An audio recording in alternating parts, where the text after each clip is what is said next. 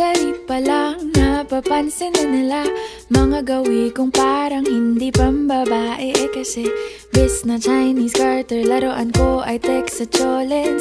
Tapos ko jamming ko lagi noon mga sigang lalaki sa amin.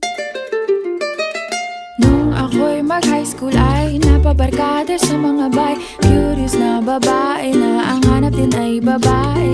Sa halip na makeup kit, bit-bit ko ay gitara. Tapos pormahan ko lagi ay long sleeves na t-shirt at faded na lonta.